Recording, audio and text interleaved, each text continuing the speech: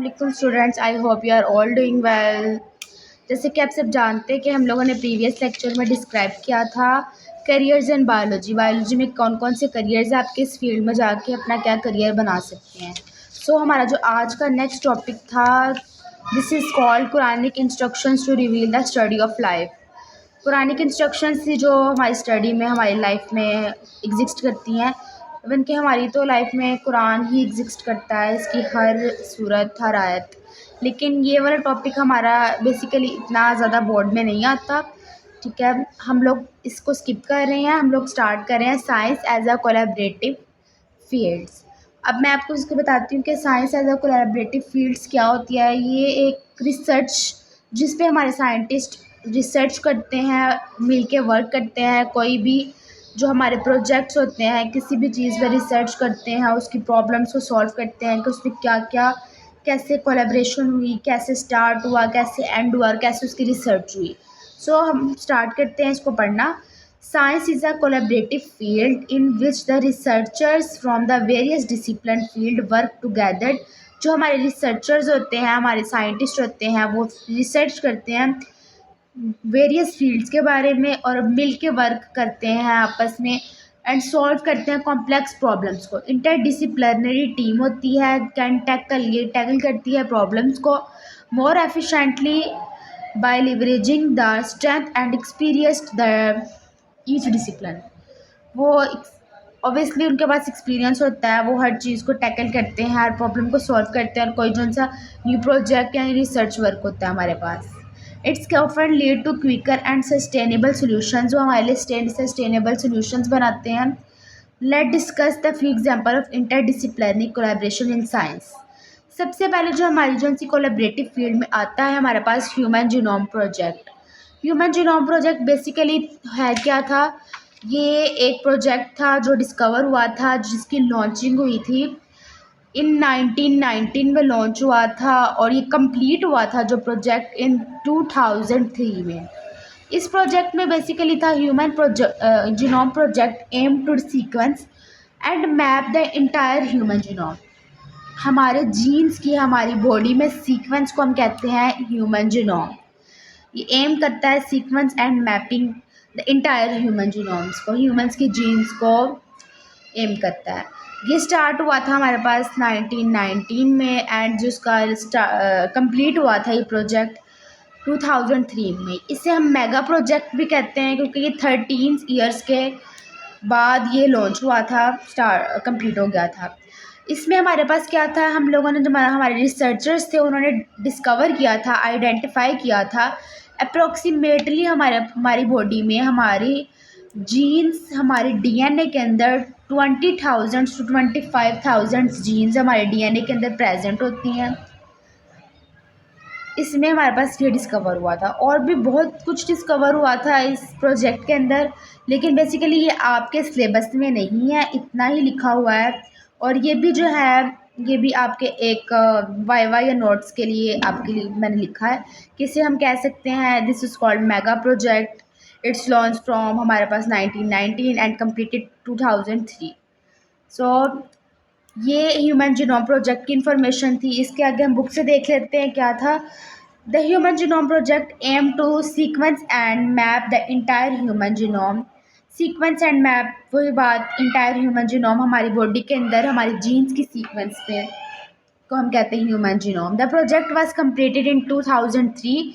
ये project complete हुआ था हमारे पास 2003 के अंदर। इट्स इन्वॉल्व रिसर्चर्स, जो उनसे रिसर्चर इन्वॉल्व से from various discipline including molecular biology थी, हमारी जेनेटिक्स। आपको पता है कि जीन्स जेनेटिक्स से निकला, जेनेटिक्स जो हमारी जीन्स होती हैं, इंफॉर्मेटिव्स एंड कंप्यूटर साइंस। इसमें हमारी जो सी ह्यूमंस की बॉडी के अंदर डीएनए के अंदर जो जीन्स थी आइडेंटिफाई हुई थी कि हमारी बॉडी के अंदर हमारे डीएनए के अंदर जो जीन है प्रेजेंट है 20 to 25,000 genes present in human DNA. जो हमारा नेक्स्ट था, हमारा जो सी रिसर्च हुई थी climate change research. Climate change research आपको क्लाइमेट से के लफ्ज़ से पता चल गया कि क्लाइमेट चेंज रिसर्च बेसिकली है क्या। ये हमारे जितना भी वेदर, हमारी क्लाइमेट, हमारी एटमॉस्फेरिक प्रेशर, जो हमारी एटमॉस्फेयर में हमारी गैसेस हैं, नाइट्रोजन, ऑक्सीजन, सल्फर, जो सी गैसेस हैं, इनके चेंजेस को, हमारे इन्वायरमेंटल चेंजेस के, हमारे वेदर को चेंजेस को, कभी हमारा, आपको पता है वेदर कैसे चेंज होता है, उसके रिसर्च की गई थी। क्लाइमेट चेंज रिक्वायर कोलेब्रेशन ही की थी हमारी among any discipline such as atmosphere, हमारे साइंस में, इकोलॉजी में, हमारी इकोनॉमी में एंड हमारी सोशियोलॉजी में, महर्षि मशर्ती एंड एटमॉस्फेरिक साइंस। इसमें उन्होंने एक रिसर्च की थी, रिसर्च वर्क पे काम किया था कि उन्होंने देखा कि हमारा जो क्लाइमेट चेंज होता है कैसे होता है, हमारे वेदर्स कैसे चेंज होते हैं, गैसेस कौन कौन सी हैं। सो हम लोगों ने डिस्कस कर लिया human genome project and climate change project. इसके बाद जो हमारा आता है मेडिकल रिसर्च, ये भी बहुत इम्पोर्टेंट है। मेडिकल रिसर्च हमारे पास क्या ऑफन डिपेंड करता है और इंटरडिसिप्लिनरी कोलैबोरेशन को, for example cancer research involve oncologist. Cancer जो से रिसर्च होते हैं, मतलब जो कैंसर को ट्रीट करते हैं, उनको कहते हैं ऑनकोलॉजिस्ट, जिसे हम कहते हैं कैंसर कंसल्टेंट। कैंसर्स के रिसर्च को, जो हमारी बात उसको डायग्नोस करते हैं, उसको ट्रीट करते हैं, उनको कहते हैं हम ऑनकोलॉजिस्ट। जैसे हमारे पास ब्रेन को जो हमारे ट्रीट करेंगे, जो ब्रेन के स्पेशलाइजेशन होते हैं, हम उनको कहते हैं न्यूरो स्पेशलिस्ट। सो कैंसर के स्पेशलिस्ट को कहते हैं ऑनकोलॉजिस्ट। ये हमारे कैंसर कंसल्टेंट होते हैं, biologist, biochemist, genetics, pharmacologist and statisticians.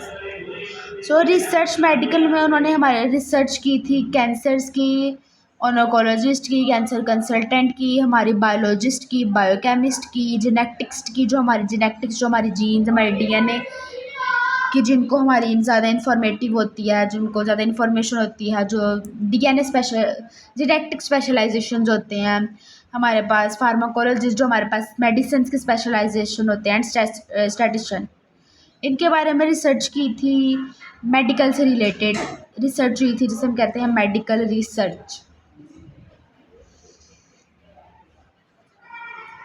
So next जो हमारे पास है रोबोटिक एंड आर्टिफिशियल इंटेलिजेंस, जिसे हम कहते हैं एआई। एआई बेसिकली, जैसे कि आप सबको पता है कि ये फील्ड है रोबोटिक, एआई आर्टिफिशियल इंटेलिजेंस की फील्ड है, जो कि अब बहुत कॉमन है। हर काम हम लोग अपना मेटा एआई में लिख देते हैं और हमारे पास हम उसको लिखते हैं, सर्च करते हैं और वो मिनट से पहले हमारे पास उसका आंसर आया होता है। ये आजकल के जो हमारे पास चल रहा है ज़माना, मॉडर्न जो हमारे पास चल रहा है, इसमें एआई तो बहुत कॉमन है। The field of robotic and AI is higher interdisciplinary. ये एक हायर इंटरडिसिप्लिनरी फील्ड है रोबोटिक और एआई। ये इसमें हमारे पास इन्वॉल्व है computer science, engineering, mathematics, neuroscience and psychology. इसमें हमारे पास न्यूरो साइंस, हमारे पास ब्रेन इन्वॉल्व है, क्योंकि ऑब्वियसली जिसने आर्टिफिशियल इंटेलिजेंस बनाई है, जिसने हमारे पास रोबोटिक बनाई है, ऑब्वियसली उस इंसान के पास ब्रेन था, उसके पास कुछ सोचने समझने की सलाहियत थी, तो उसने एआई पे काम किया। अदरवाइज़ कंप्यूटर से, हमारे पास मैथमेटिक्स से, हमारे पास साइकोलॉजी से ये चीज़ें ली हैं, जिस हम लोगों ने प्रोजेक्ट पे काम किया था, रिसर्चर्स ने, जिन साइंटिस्ट ने, उन्होंने इन चीज़ों पे ये चीज़ें इन्वॉल्व थी, जैसे हमारी कंप्यूटर साइंस, हमारी मैथमेटिक्स, हमारी न्यूरो साइंस, हमारी ब्रेन की साइंस, इसको मिल के ही हमारी रोबोटिक एंड आर्टिफिशियल इंटेलिजेंस पे काम हुआ और वो सक्सेसफुल हुई। This collaboration has lead to significant advancement in robotic system. इसमें हमारे पास सिग्निफिकेंट एडवांसमेंट हुई थी रोबोटिक सिस्टम में। Autonomous vehicles, machine learning and natural languaging processing, जिसमें हमारी थी ऑटोनोमिक व्हीकल थी, हमारी मशीन लर्निंग थी एंड हमारी नेचुरल लैंग्वेज प्रोसेसिंग थी। हमारे पास देन जो हमारा नेक्स्ट हमारे पास था स्पेस एक्सप्लोरिंग। स्पेस एक्सप्लोरिंग में हमारे पास क्या था, organisation like NASA and the International Space Station ISS। NASA हमारे पास एक स्पेस एक्सप्लोरिंग ऑर्गेनाइजेशन है हमारे पास, जो हमारी सैटेलाइट्स के ज़रिए हमारी अर्थ से बाहर है, स्पेस में। International Space station involve scientist from various field, जिसमें भी साइंटिस्ट थे जो वेरियस फील्ड्स में काम कर रहे थे, जिसमें including astrophysics includes the planetary science, engineering, biology and medicines, जिसमें हमारे पास इस ऑर्गेनाइजेशन के बाद हमारी चीज़ें इंक्लूड थी। साइंटिस्ट ने जिन फील्ड्स पे काम किया वो ये है, और astrophysics, planetary science, engineering, biology and medicine. The collaborations enable scientist to investigation and cosmos. इसमें उन्होंने इन्वेस्टिगेशन की थी कॉस्मोस की, जिससे rays that are present in space. Cosmos वो होता है, ये एक ऐसी रेज होती हैं जो प्रेजेंट होती हैं हमारे स्पेस में।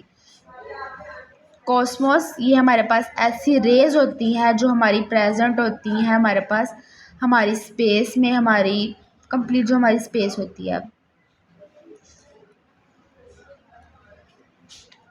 In space, that is called Cosmos. आपको कॉस्मोस का भी एक लॉन्ग या शॉर्ट, लॉन्ग तो नहीं, शॉर्ट क्वेश्चन की डेफिनेशन आ जाएगी, डिफाइन कॉस्मोस। तो आप डिफाइन कर सकते हैं, ये कॉस्मोस एक रेज होती हैं जो हमारी प्रेजेंट होती हैं हमारी स्पेस के अंदर। हम लोगों ने जब ये हमारा ह्यूमन जीनोम प्रोजेक्ट, जब मैंने आपको बताया कि इसमें हमारी कंप्लीट हुआ है, हमारे पास 2003 में लॉन्च हुआ है, 1919 में। ये सीक्वेंस है हमारे पास हमारी जीन्स का, हमारी बॉडी के अंदर, हमारी डीएनए के अंदर अप्रोक्सीमेटली 20,000 से 25,000 जीन्स होती हैं। ये एक मोस्ट इम्पॉर्टेंट शॉर्ट क्वेश्चन है हमारे पास आ सकता है, what is human genome project. इस पर एक शॉर्ट क्वेश्चन आ सकता है, एज ये लॉन्ग क्वेश्चन के तौर पर भी आ सकता है कि science and it's collaborative fields के बारे में, जिसमें आपको ये 5 फील्ड्स डिस्क्राइब करनी है। Human genome project, climate change, हमारे पास मेडिकल रिसर्च, हमारे पास robotic and artificial intelligence, space explorization. ये 5 हमारे पास इसमें जो सी उन्होंने डिस्क्राइब की हुई हैं प्रोजेक्ट्स, रिसर्चेस। ये एक लॉन्ग क्वेश्चन भी आ सकता है, और इनमें अलग अलग जो हमारे पास प्रोजेक्ट्स हैं ये शॉर्ट क्वेश्चन में भी आ सकते हैं, जैसे what is human genome project, define climate change आ सकता है, डिफाइन मेडिकल रिसर्च कि किस चीज़ पे उन्होंने रिसर्च ज़्यादा आपको इसमें ज़्यादा इन्होंने बताई है कैंसर के बारे में, जो इसमें डिस्कस किया आपकी बुक में कि कैंसर रिसर्च इन्वॉल्व ऑनकोलॉजिस्ट, जो कैंसर्स के हमारे जो से डायग्नोज, हमारे स्पेशलाइजेशन को हम कहते हैं ऑनकोलॉजिस्ट। ये एज आ MCQs बेस पे भी आ सकता है, कैंसर कंसल्टेंट ऑनकोलॉजिस्ट होते हैं हमारे पास, MCQs बेस पे भी आ सकता है। और वैसे भी वो पूछ सकते हैं आपसे medical research, define medical researches, तो आप उसमें ये लिख सकते हैं। आपसे ये भी क्वेश्चन बहुत इंपॉर्टेंट हो सकता है कि रोबोटिक एंड आर्टिफिशियल इंटेलिजेंस के बारे में आप बताएं, तो आप इसमें ये बता सकते हैं कि ये एक हायर इंटरडिसिप्लिनरी फील्ड थी। इसमें इन्वॉल्व थी हमारी इंजीनियरिंग, हमारी कंप्यूटर साइंस, हमारी न्यूरो साइंस, और हमारी मैथ्स, हमारी साइकोलॉजी, ठीक है। जिसमें हम अब हमारे पास AI में काफ़ी सारी हमारी ऑटोनॉमस आती हैं, हमारी व्हीकल्स आती हैं, हमारी मशीन्स आती हैं, हमारी learning natural languaging processing machines आती हैं, रोबोट्स आते हैं हमारे पास, रोबोटिक सिस्टम है। स्पेस हमारे पास एक्सप्लोराइजेशन में हमारे पास ऑर्गेनाइजेशन लाइक नासा भी आपको, जैसे मैंने बताया कि एक ऑर्गेनाइजेशन है जो हमारी international Space Station ISS involve, इसमें जो साइंटिस्ट ने फील्ड की। सो मैं आपको बता रही हूँ कि इसमें हमारे पास क्वेश्चन आता है कॉस्मोस। ये हमारे पास क्या था जो मैंने आपको बताया है, this is called rays that are present in space is also known as cosmos. ये भी शॉर्ट क्वेश्चन, एक छोटी डेफिनेशन के तौर पर आ सकता है 2 नंबर्स का, नहीं तो ये MCQs में आ सकता है कि जो हमारी स्पेस में रेज हैं उसको हम क्या कहते हैं। आगे आपके पास ऑप्शंस होंगे, आपने कॉस्मोस को कर देना। सो ये आज का हमारा बहुत ईजी और सिंपल सा टॉपिक था, science and their collaborative fields. I hope कि आपको समझ आया होगा। सो अब हम लोग जो कल स्टार्ट करना है, जो नेक्स्ट हमारा टॉपिक है, it's called significant method. Significant method पे आपका टॉपिक है, ये हमारा नेक्स्ट वीडियो में होगा। आई होप कि आपको ये टॉपिक समझ आया है।